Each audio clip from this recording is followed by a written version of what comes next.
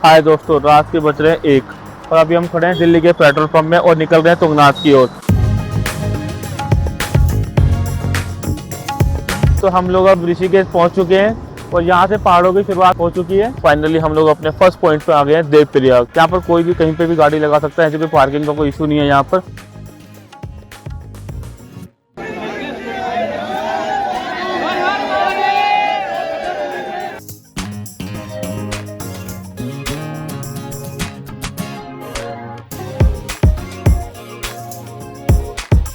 देवप्रयाग में दर्शन के बाद हम धारी देवी मंदिर पहुंच चुके हैं। अब यहाँ पे आप देखोगे तो ट्रैफिक बहुत हो रहा है, इतनी गाड़ियां लगी पड़ी हैं।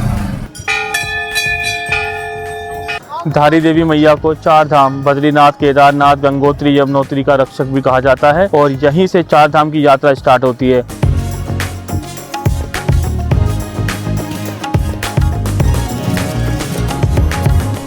सुबह के 6 बज चुके हैं। हम लोग अपने होटल से निकल रहे हैं तुंगनाथ की ओर। यहाँ से 20 किलोमीटर का डिस्टेंस है, तो 20 किलोमीटर के बाद हम वहाँ पे पहुँचेंगे। देखते हैं कितने बजे पहुँचते हैं। हम ऑलरेडी काफ़ी लेट हो चुके हैं, हमें 24 घंटे से ऊपर हो गए हैं घर से निकले हुए। फाइनली हम लोग चोपटा पहुँच गए थे, बट वहाँ पे इतना ट्रैफिक हो रहा था कि हमें वापस आना पड़ा। 3 से 4 किलोमीटर पहले आके हम लोगों ने अपनी गाड़ी लगाई है और यहाँ से हमें पैदल ट्रैक करना पड़ेगा 3 किलोमीटर का, देन हमारी यात्रा स्टार्ट होगी। दोस्तों, रोड से यात्रा करने में मज़ा नहीं आ रहा था। ठीक है, पैदल जा रहे थे तो हम तो पहाड़ों को कवर करते। और देखो नज़ारा, देखो एक बार। मैं बस एक ही बात बोलूँगा, घर में मत बैठो, घूमने निकलो। ऐसे रास्ते से आ रहे हैं, हालत खराब हो रही है। हाँ, नज़ारा देखने को मिल रहा है, बस सांस फूल जा रही है। दोस्तों, फाइनली हम तुंगनाथ पहुँच चुके हैं और ये यात्रा ट्रैक है, यहाँ से यात्रा स्टार्ट होगी।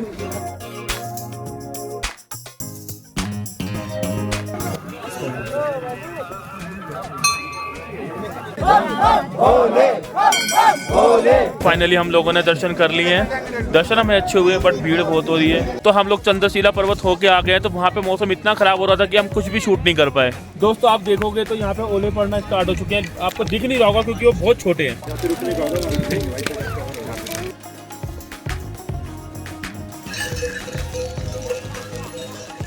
गाइस, हमारा गाइस निकल गया।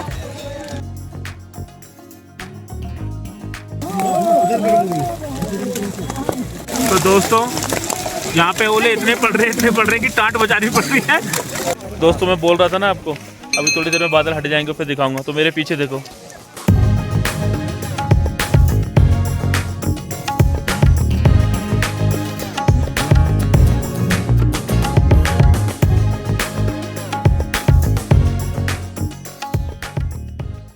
हाय दोस्तों, रात के बज रहे हैं 1 और अभी हम खड़े हैं दिल्ली के पेट्रोल पंप में और निकल रहे हैं तुंगनाथ की ओर। तो पहला हमारा जो स्टॉपेज रहने वाला है वो धारी देवी मंदिर रहने वाला है। उसके बाद हम रुकेंगे देवप्रयाग में और उसके बाद अपनी यात्रा स्टार्ट करेंगे तुंगनाथ के लिए। चोपटा में हम कल रात को रुकने वाले हैं। बोले बम बम बोले। रात के गहरे अंधेरे में जब हमने दिल्ली से अपनी यात्रा शुरू की, तब चारों ओर सिर्फ सन्नाटा और सड़क की लाइटें थीं। धीरे धीरे सफर आगे बढ़ा और देखते ही देखते अंधेरा उजाले में बदलने लगा। आसमान में फैलती सुबह की पहली किरणें, ठंडी हवाएं और पहाड़ों की ओर बढ़ता रास्ता इस यात्रा को और भी खास बना रहे थे। ऐसा लग रहा था मानो प्रकृति खुद हमारे सफर का स्वागत कर रही हो।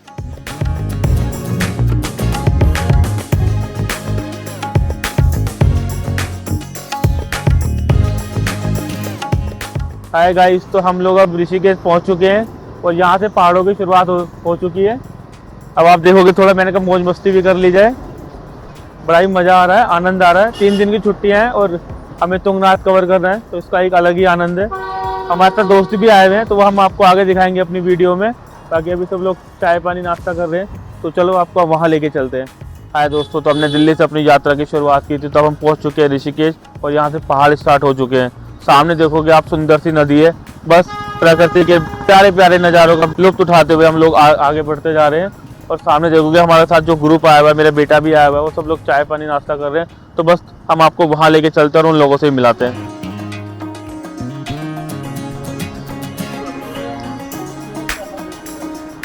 तो ये मेरा बेटा है, ये हमारे साथ बंदे आए हुए हैं सारे के सारे, सब फ्रेश हो रहे हैं, मुँह हाथ धो रहे हैं।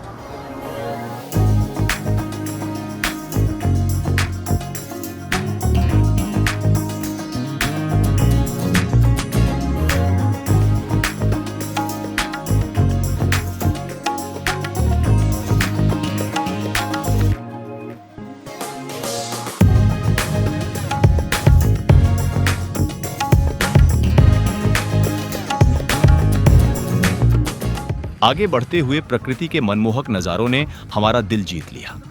चारों तरफ फैली खूबसूरती को देखकर हम खुद को रुकने से नहीं रोक पाए। कुछ देर यहाँ की शांत वादियों और सुहाने मौसम का आनंद लेने के बाद हम फिर अपने अगले सफर की ओर बढ़ चले।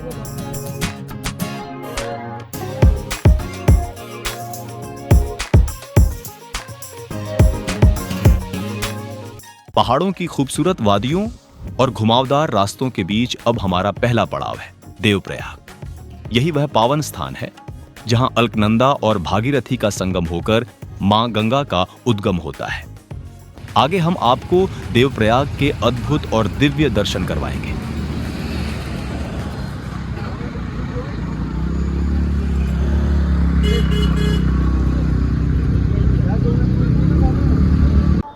दोस्तों फाइनली हम लोग अपने फर्स्ट पॉइंट पे आ गए हैं, देवप्रयाग। तो सामने देखोगे दो नदियों की धाराएं बह रही हैं अलग अलग कलर की, और दोनों बाद में जाके एक हो जाती हैं। बस हम थोड़ी देर में पास में भी जाएंगे, आप देखना हम आपको और नज़दीक से दिखाएंगे। अच्छा, मैं एक बात बोल रहा था यहाँ पे कि मैं फर्स्ट टाइम यहाँ पे आया हूँ। मुझे 33 साल हो गए, 33 साल मेरी एज है। फर्स्ट टाइम मुझे मौका मिला है देवप्रयाग आने का। तो मैं तो ये बोलूँगा कि भाई आया करो, ऐसे नज़ारे घर पे बैठे बैठे देखने को नहीं मिलते हैं। तो ट्राई करो कि हमेशा घर से निकलो और ऐसे नज़ारों का लुत्फ उठाओ। चलो हम पास में निकलते हैं और आपको दिखाते हैं देवप्रयाग।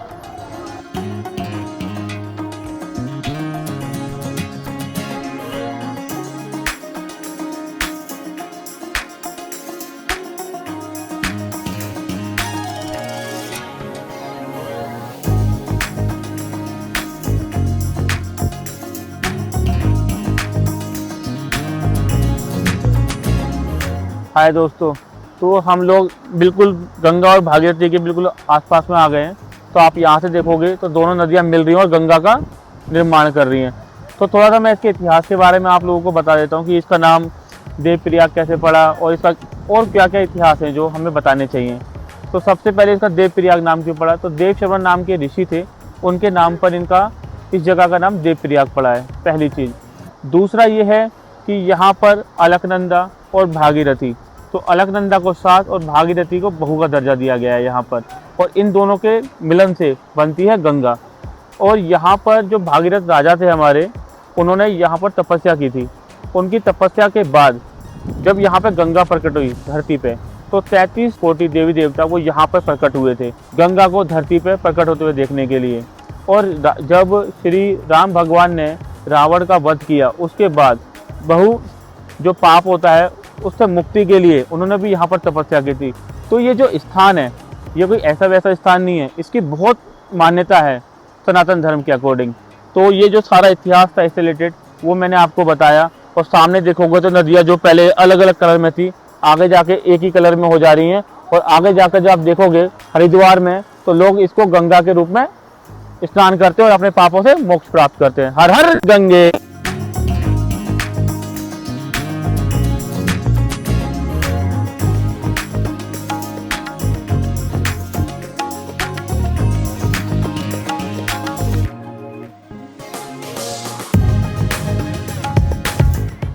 तो आप देखोगे तो एक रास्ता वहाँ से आ रहा है, हम इस वाले रास्ते से आए हैं। यहाँ पर कोई भी कहीं पे भी गाड़ी लगा सकता है, ऐसे कोई पार्किंग का कोई इशू नहीं है यहाँ पर। और हम लोग इसी रास्ते से होते हुए उस मंदिर की ओर, जो रघुनाथ जी का मंदिर है उसकी ओर जा रहे हैं। और कुछ लोग वहाँ से भी आ रहे हैं, तो चलो वहाँ पे चल के आपको मिलन दिखाते हैं।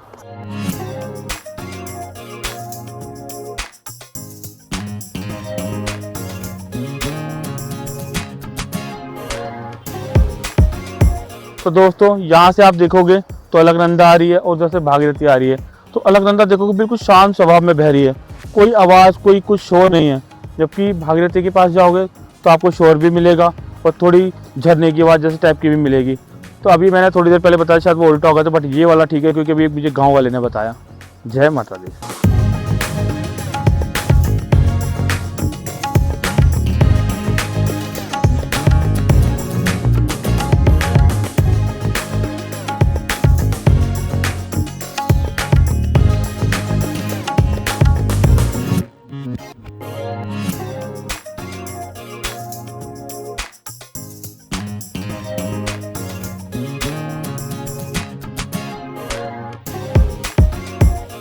तो दोस्तों ये भागीरथी नदी है, आप देखोगे तो ये काफ़ी तेज़ है और ये आ रही है अपना गंगोत्री से, और जो अलकनंदा थी वो आ रही है अपनी बद्रीनाथ से। जहाँ से माना गांव सुना होगा आपने, तो माना गांव से निकलती वो इस तरफ मिलती है, और इन दोनों नदियों का संगम यहाँ पे होता है और ये गंगा को बनाती हैं।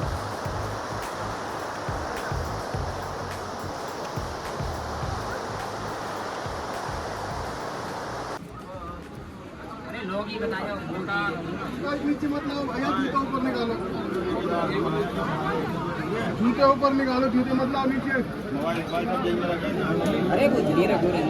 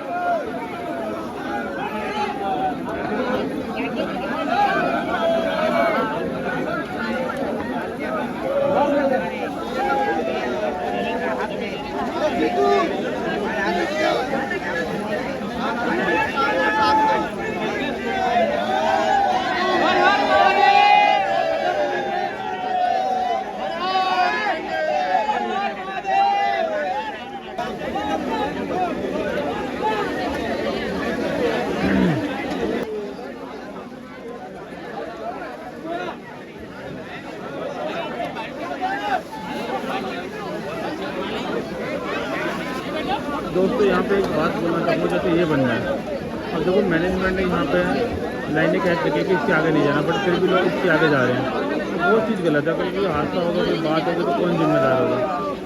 लोग तो गलतियाँ करते हैं, फिर लोग मैनेजमेंट को दोषी ठहराते हैं, तो ये गलत है। भाई आपको खुद को भी सुधरना पड़ेगा, आपको खुद को भी देखना पड़ेगा कि आपको क्या करना है क्या नहीं करना है। अरे ये ना, अरे एक वो चेंज करे, वो खड़ा रहेगा।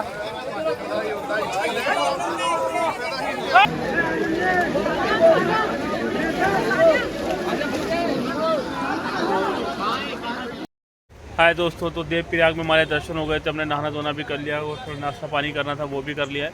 तो अब हम लोग यहाँ से निकल रहे हैं और धारी देवी की ओर जा रहे हैं।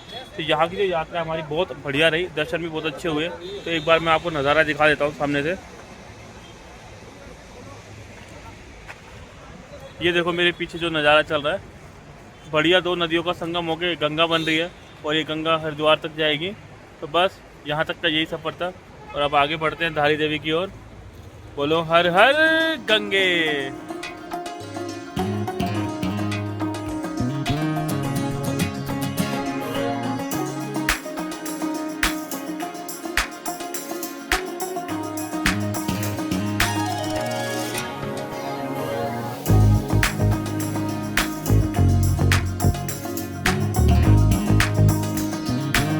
देवप्रयाग के पावन संगम में आस्था की डुबकी लगाने के बाद मन पूरी तरह शांति और भक्ति से भर गया।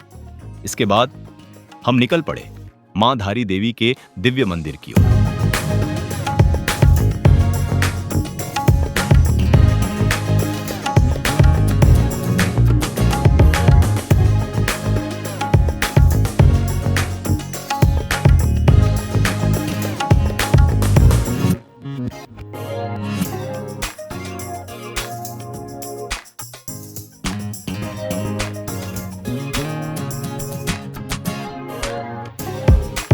मां धारी देवी का मंदिर उत्तराखंड के श्रीनगर और रुद्रप्रयाग के बीच अलकनंदा नदी के तट पर स्थित है।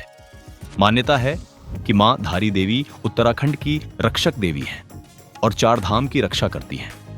कहा जाता है कि प्राचीन समय में मां की मूर्ति नदी में बहकर यहां आई थी, जिसके बाद ग्रामीणों ने मां के आदेश अनुसार इस स्थान पर मंदिर की स्थापना की।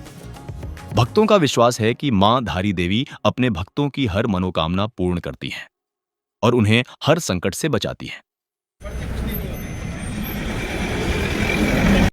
दोस्तों, देव प्रयाग में दर्शन के बाद हम धारी देवी मंदिर पहुंच चुके हैं। अब यहाँ पे आप देखोगे तो ट्रैफिक बहुत हो रहा है, इतनी गाड़ियाँ लगी पड़ी हैं, तो बट फिर भी हम दर्शन करने जा रहे हैं। तो धारी देवी का जो भी इतिहास है, अभी थोड़ा वहाँ पहुँच मंदिर में पहुँच के बताते हैं हम आप लोगों को।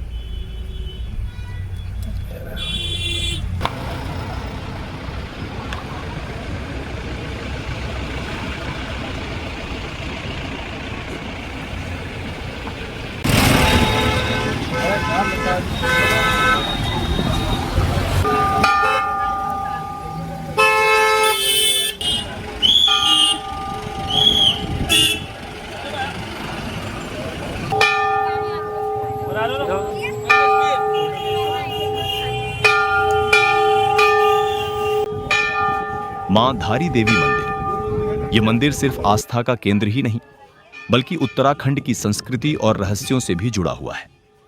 कहा जाता है कि जब भी उत्तराखंड पर कोई बड़ा संकट आने वाला होता है तो मां धारी देवी पहले ही उसके संकेत दे देती हैं। स्थानीय लोगों की मां के प्रति श्रद्धा इतनी गहरी है कि हर शुभ कार्य से पहले मां का आशीर्वाद जरूर लिया जाता है। एक और खास बात यह है कि पहले यह मंदिर नदी के किनारे स्थित था, लेकिन श्रीनगर हाइड्रो प्रोजेक्ट के दौरान मंदिर को ऊंचाई पर स्थापित किया गया। मंदिर तक पहुंचने के लिए नदी के ऊपर बने पुल से गुजरना पड़ता है और वहां से दिखाई देने वाला अलकनंदा घाटी का दृश्य किसी स्वर्ग से कम नहीं लगता।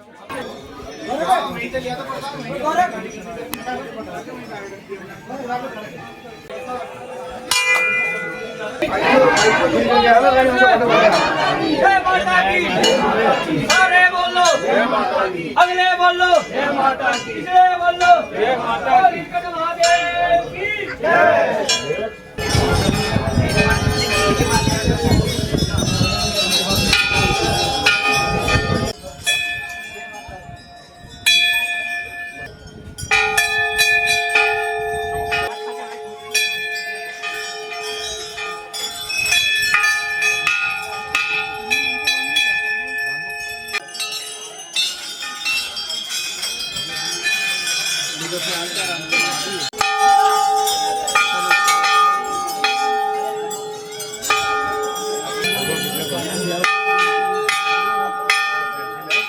16 जून 2013 को केदारनाथ त्रासदी से कुछ घंटे पहले एक हाइड्रो पावर प्रोजेक्ट के कारण मां धारी देवी की मूर्ति को अस्थायी रूप से हटाया गया था। स्थानीय लोगों का विश्वास है कि इसी से देवी क्रोधित हुई और वह भीषण बाढ़ आई। यह संयोग पूरे देश में चर्चित हुआ। धारी देवी की जय। तो इस मंदिर के इतिहास के बारे में मैं आपको बता दूं, उससे पहले मैं ये बता दूं कि हम लोग दर्शन करके आ चुके हैं और हमें बहुत बढ़िया दर्शन हुए माता की प्रतिमा के। तो धारी देवी मंदिर जो है वो काली माता को समर्पित मंदिर है। इस यहाँ पर जो मूर्ति लगी हुई है वो मूर्ति दिन में 3 बार अपना रूप चेंज करती है। मॉर्निंग के टाइम पे वो बचपन की अवस्था में होती है और दोपहर में आप देखोगे तो युवा अवस्था और रात में वृद्धावस्था में जो होती हैं। तो इनके इतिहास के बारे में बता दूं, इनके 7 भाई थे। 7 भाइयों ने मिलकर इनका गला काट दिया और वो एक चट्टान से टकरा कर यहाँ पे आके रुक गया और तब से इनका मंदिर यहाँ पे स्थापित है और तब से ही सदियों से यहाँ पे इनकी पूजा होती हुई आ रही है। धारी देवी मैया को 4 धाम बद्रीनाथ, केदारनाथ, गंगोत्री, यमुनोत्री का रक्षक भी कहा जाता है और यहीं से 4 धाम की यात्रा स्टार्ट होती है। तो 4 धाम की रक्षक माता धारी देवी की जय। तो ये माता धारा देवी का इतिहास है और आप देखोगे भक्तों की लाइन काफ़ी सारी लगी हुई है। काफ़ी मान्यता और काफ़ी मन्नतों के साथ लोग यहाँ पर आते हैं और उनकी मनोकामनाएं भी पूरी होती हैं जो अपनी सच्ची श्रद्धा और आस्था के साथ आते हैं। तो दोस्तों, धारी देवी माता के दर्शन सफलतापूर्वक हो चुके हैं। तो अब हम लोग निकलने वाले हैं यहाँ से चौकता की तरफ और आज रात को हम वहीं पे स्टे करेंगे और कल मॉर्निंग में अर्ली मॉर्निंग हम लोग निकलेंगे तुंगनाथ और चंद्रशिला पर्वत की ओर। धारी देवी मंदिर उत्तराखंड के पौड़ी जिले में कल्यासौड़ के पास अलकनंदा नदी के बीचों बीच स्थित है। न किनारे पर बल्कि नदी के अंदर एक चट्टान पर। श्रीनगर और रुद्रप्रयाग के बीच पड़ता है। ये बात बहुत कम लोग जानते हैं कि मंदिर में देवी का सिर्फ ऊपरी आधा हिस्सा स्थापित है, जबकि निचला आधा हिस्सा कालीमठ मंदिर में पूजा जाता है, जहां उन्हें मां काली के रूप में पूजते हैं।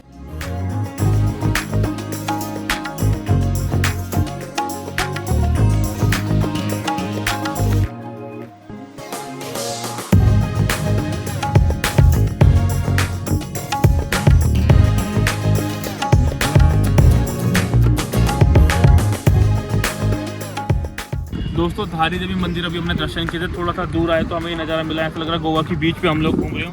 तो कितने बढ़िया पहाड़, नीचे नदी जा रही है, ऊपर आसमान बादलों से भरा हुआ, पानी ही पानी। और जो देखो कितना सुंदर नज़ारा है, ऐसा लग रहा है आप गोवा में बैठे हुए हो। अलग ही नज़ारा हो रहा है यहाँ पर। और ये मेरा बेटा भागता हुआ आ रहा है।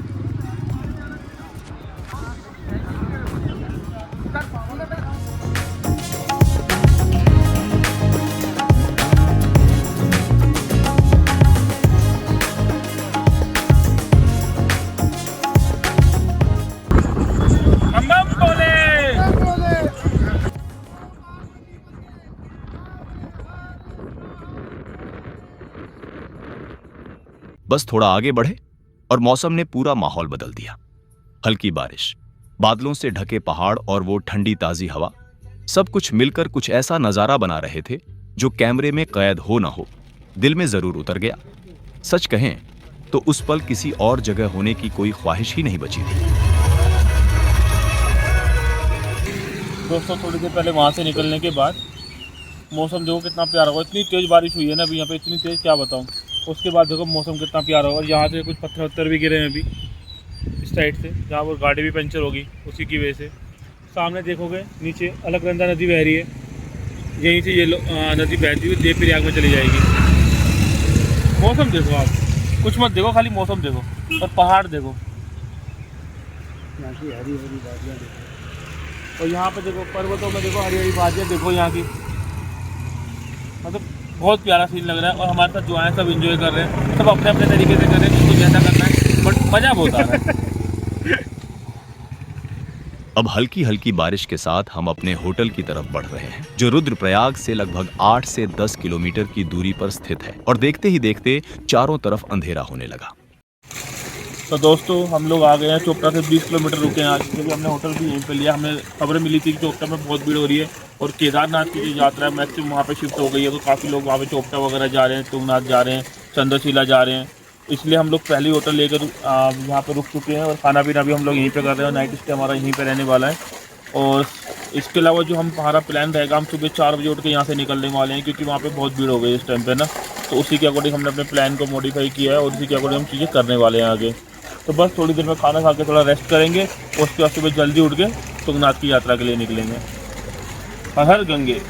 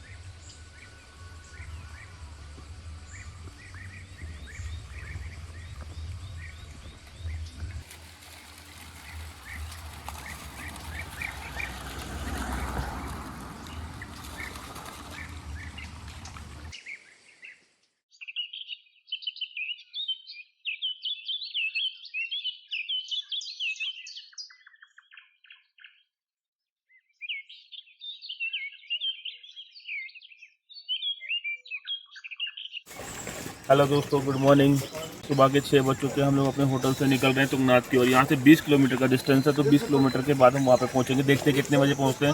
हम ऑलरेडी काफ़ी लेट हो चुके हैं, हमें 24 घंटे से ऊपर हो गए हैं घर से निकले हुए। तो देखते हैं अभी कितना टाइम लगता है और कैसे तुंगनाथ का सफ़र हम तय करते हैं। हर हर गंगे। चलत विमान कोलाहल होई, जय रघुवीर कहत सब कोई। नमो पार्वती पते, हरे हरे महादेव।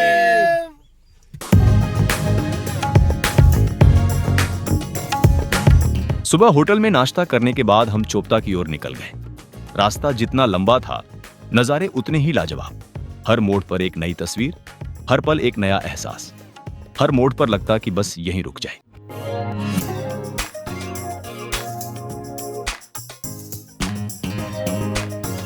हाय दोस्तों, तो फाइनली हम लोग चोपटा पहुंच गए थे, बट वहाँ पे इतना ट्रैफिक हो रहा था कि हमें वापस आना पड़ा। 3 से 4 किलोमीटर पहले आके हम लोगों ने अपनी गाड़ी लगाई है और यहाँ से हमें पैदल ट्रैक करना पड़ेगा 3 किलोमीटर का, देन हमारी यात्रा स्टार्ट होगी। तो बस आगे की यात्रा के लिए हमारे साथ बने रहिए। तो दोस्तों हम लोग पैदल चल रहे थे, तो देखो सामने बादल बादल पहाड़ों को छूते हुए, और उसके बाद ये देखो हरियाली। मतलब कुदरत का इतना प्यारा नज़ारा देखने को मिल रहा है कि बस मज़े ही मज़े। बट ट्रैफिक में देख लेना, ट्रैफिक बहुत हो गया है, इसलिए अभी पैदल जाना पड़ रहा है।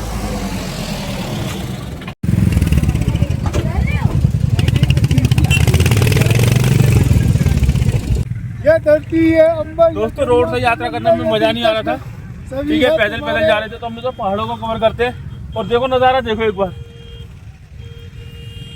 इसी चीज़ के लिए तो जीते हम लोग। मैं बस एक ही बात बोलूँगा, घर में मत बैठो, घूमने निकलो।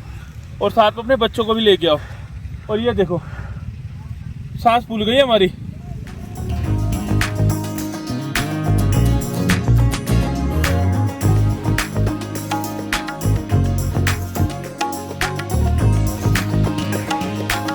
कर दी यात्रा स्टार्ट, एक दिन वायरल हो जाएंगे।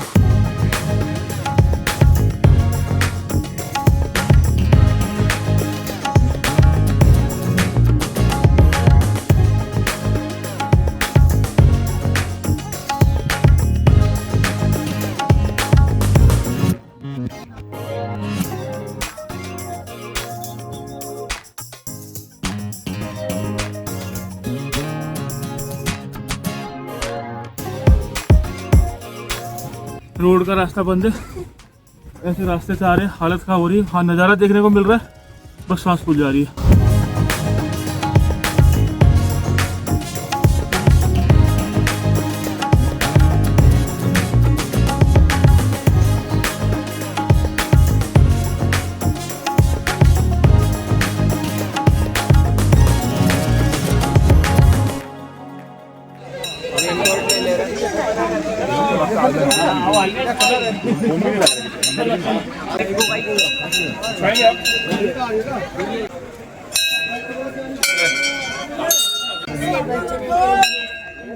चलो मैं चल रहा हूँ। दोस्तों फाइनली हम तुंगनाथ पहुँच चुके हैं और ये यात्रा ट्रैक है, यहाँ से यात्रा स्टार्ट होगी। तो आप देखोगे तो इस यात्रा स्टार्ट करने से पहले यहाँ पे इन्फॉर्मेशन लगा रखी है तुंगनाथ मंदिर के बारे में। तो यहाँ पे लिखा हुआ है 3680 मीटर की ऊंचाई पर है दुनिया का सबसे ऊंचा मंदिर और 5000 वर्ष पुराना यह मंदिर है और इसका निर्माण भी पांडवों द्वारा करवाया गया था। तो ये जो मंदिर है मैक्सिमम आप देखोगे सारे मंदिर पांडवों ने ही बनवाए हैं। तो चलो हम यहाँ की यात्रा स्टार्ट करते हैं। तुंगनाथ मंदिर समुद्र तल से 3680 मीटर यानी 12073 फीट की ऊंचाई पर स्थित है। यह दुनिया का सबसे ऊंचा शिव मंदिर है। संस्कृत में तुंग का अर्थ है भुजाएं और नाथ का अर्थ है भगवान शिव, यानी यहां भगवान शिव की भुजाओं की पूजा होती है।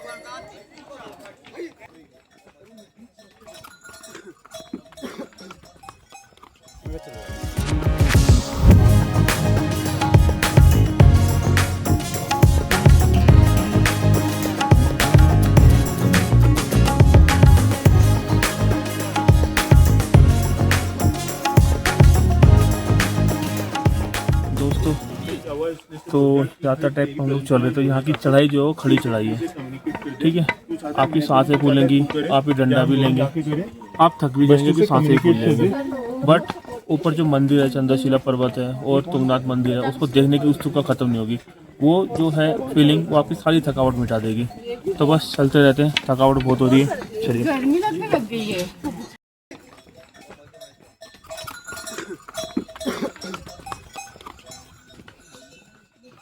हाय दोस्तों, तो अभी हमने आपको दिखाया कि कुछ लोग यहाँ पर चरस गांजा भी पी रहे हैं, ठीक है। ये चीज़ें मत करो, पवित्र यात्रा है और इतनी गलत तरीके से चीज़ों को करना वो चीज़ भी सही नहीं है। हमने उनसे ट्राई किया, बोला उनको, बट वो लोग बोले नहीं हम करेंगे, हमें कोई कैसे रोक सकता है। तो वो चीज़ गलत है और ये चीज़ें नहीं कर रही हैं, ठीक है जी। चलिए आगे बढ़ते हैं।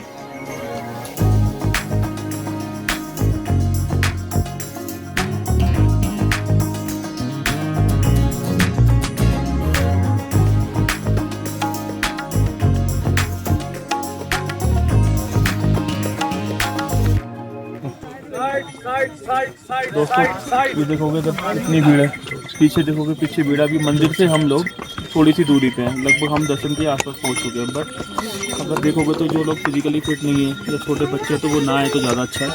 रीज़न उसका सिंपल सा है कि यहाँ पे ना हाइट बहुत ज़्यादा है और हाइट ज़्यादा तो ऑक्सीजन की बहुत कमी हो जा रही है, तो ना हो तो ज़्यादा अच्छा है। फिट बंदा है जिसको ऑक्सीजन या दमे वमे की है वो तो बिल्कुल ही ना। हम पहुंच चुके हैं दर्शन के लिए, बस करते थोड़ी देर में दर्शन।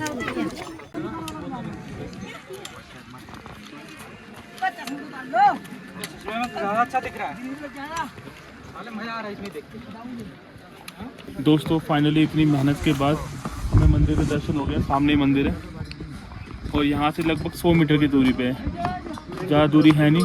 बहुत कठिन चढ़ाई थी, फाइनली फिर भी हम लोग मंदिर तक पहुँच गए हैं।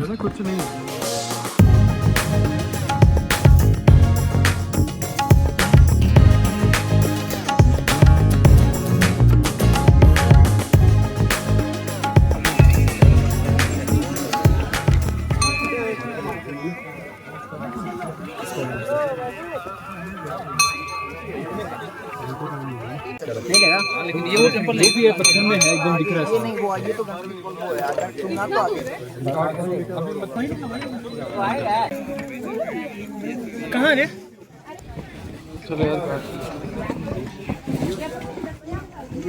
दोस्तों फाइनली हम लोग पहुंच चुके हैं तुंगनाथ। और ये देखो लाइन बहुत लंबी लगी हुई है, बस इस लाइन में लगना है अभी और दर्शन करना है। दर्शन करने के बाद आपको बताएंगे कैसा एक्सपीरियंस रहा। फर्स्ट टाइम कर रहे हैं तो देखते हैं कैसा एक्सपीरियंस रहता है। चलिए आइए। कुरुक्षेत्र युद्ध के बाद पांडव अपने पापों से मुक्ति के लिए भगवान शिव को ढूंढते हुए हिमालय पहुंचे। शिवजी पांडवों से नाराज थे, इसलिए उन्होंने बैल नंदी का रूप धारण कर लिया। जब भीम ने उन्हें पहचान लिया तो शिवजी धरती में समाने लगे। उनके अलग अलग अंग अलग अलग जगह प्रकट हुए। भुजाएं यहां तुंगनाथ में प्रकट हुई।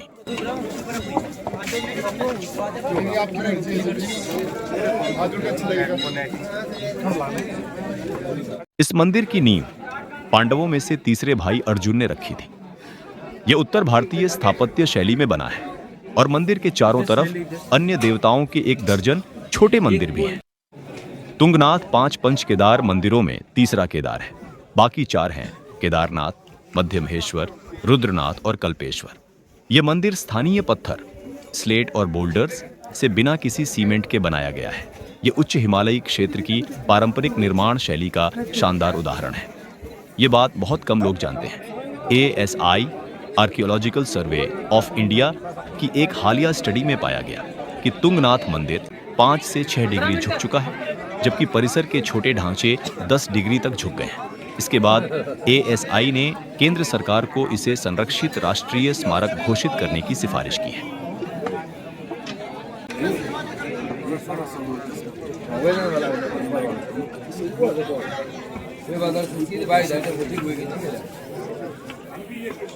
हेलो दोस्तों, तो हम लोग खड़े हैं तुंगनाथ मंदिर के बिल्कुल सामने। इसके कपाट अभी बंद बस खुलने वाले हैं, तो हम लोग दर्शन करने के लिए जाएंगे यहाँ पर अभी।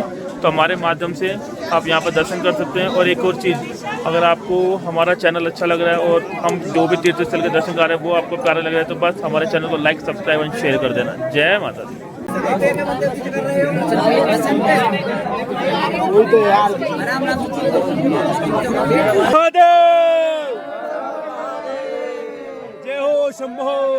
कहा जाता है कि इसी स्थान पर भगवान राम ने रावण वध के बाद ब्रह्महत्या के पाप से मुक्ति के लिए तपस्या की थी।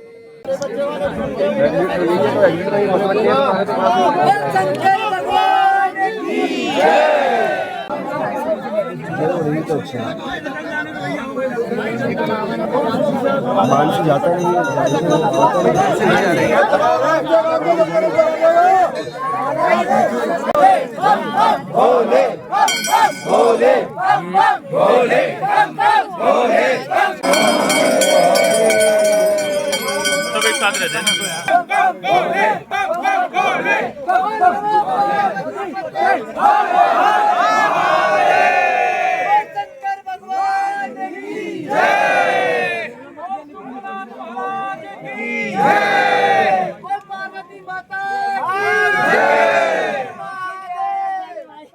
सर्दियों में जब मंदिर बर्फ से ढक जाता है तो देवता की मूर्ति को उखीमठ ले जाया जाता है, जहां पूरे सर्दी के मौसम में पूजा होती है। स्कंद पुराण में लिखा है, तुंगनाथम शुभक्षेत्रे पापघ्नम सर्वकामधम, यानी तुंगनाथ एक पवित्र मनोकामना पूरी करने वाला और पाप नाशक तीर्थ है जो मोक्ष प्रदान करता है।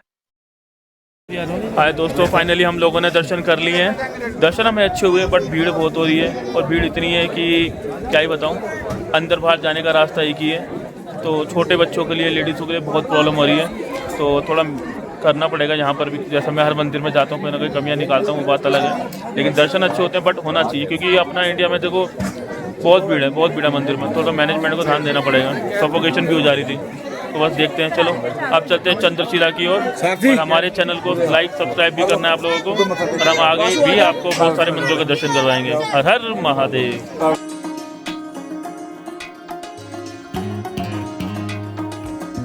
हाय दोस्तों, तो हम लोगों ने तुंगनाथ में दर्शन करने के बाद ये हम इस ट्रैक से जा रहे हैं। और इस ये ट्रैक जो है वो चंद्रशिला की तरफ जा रहा है। तो बस अब हम थोड़ी देर में चंद्रशिला पहुँच कर आपसे मिलते हैं।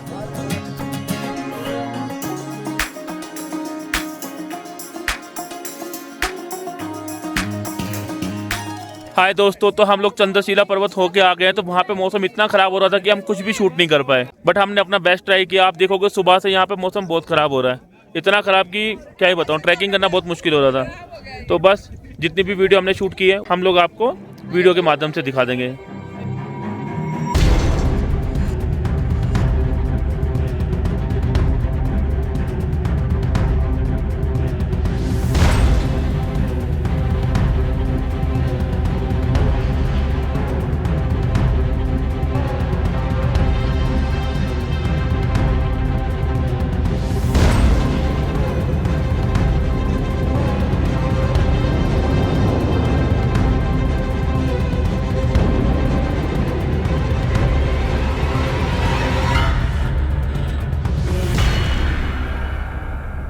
दोस्तों आप देखोगे तो यहाँ पे ओले पड़ना स्टार्ट हो चुके हैं। आपको दिख नहीं रहा होगा क्योंकि वो बहुत छोटे हैं, इतने छोटे कि क्या बताऊँ। लेकिन मौसम देखो आप, वेदर इतना ख़राब हो चुका है ना कि मेरे ख्याल से नीचे जाना भी बहुत मुश्किल होने वाला है।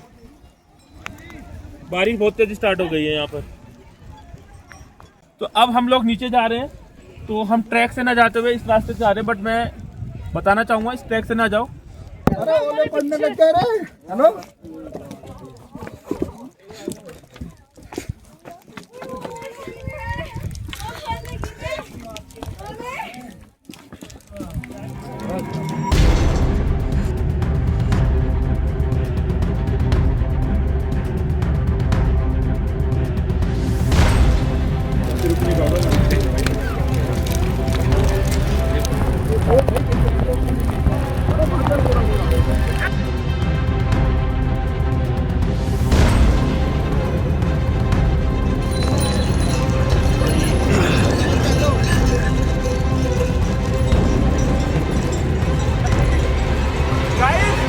हमारा गाइड निकल गया।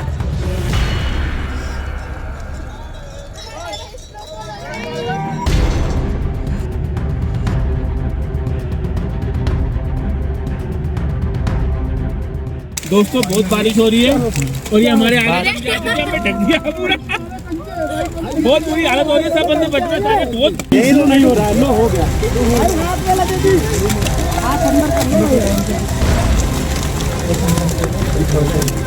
आओ भाइयों और आओ। अरे तेरी तो दोस्तों यहाँ पे ओले इतने पड़ रहे कि टाट बजानी पड़ रही है।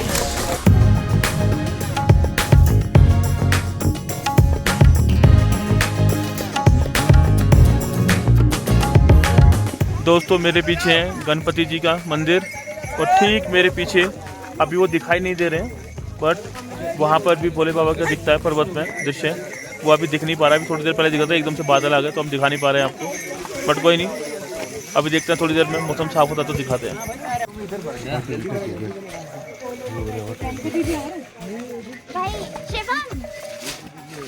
दोस्तों मैं बोल रहा था ना आपको, अभी थोड़ी देर में बादल हट जाएंगे फिर दिखाऊंगा। तो मेरे पीछे देखो और मनमोहक दृश्य है। बाबा तुंगनाथ जी के दिव्य दर्शन आखिरकार पूर्ण हो गए। दर्शन के बाद मौसम अचानक बेहद खराब हो गया। तेज बारिश के साथ ओलों की बरसात शुरू हो गई और पूरा पहाड़ धुंध और ठंडी हवाओं से भर गया। अब हम इसी बारिश के बीच धीरे धीरे नीचे की ओर उतर रहे हैं। यह सफर जितना रोमांच से भरा था, उतना ही आस्था और प्रकृति की अद्भुत सुंदरता से भी जुड़ा रहा। इसी के साथ हम इस वीडियो को यहीं समाप्त करते हैं। अगर आपको हमारी यह यात्रा पसंद आई हो तो वीडियो को लाइक करें, शेयर करें और चैनल को सब्सक्राइब जरूर करें। हर हर महादेव।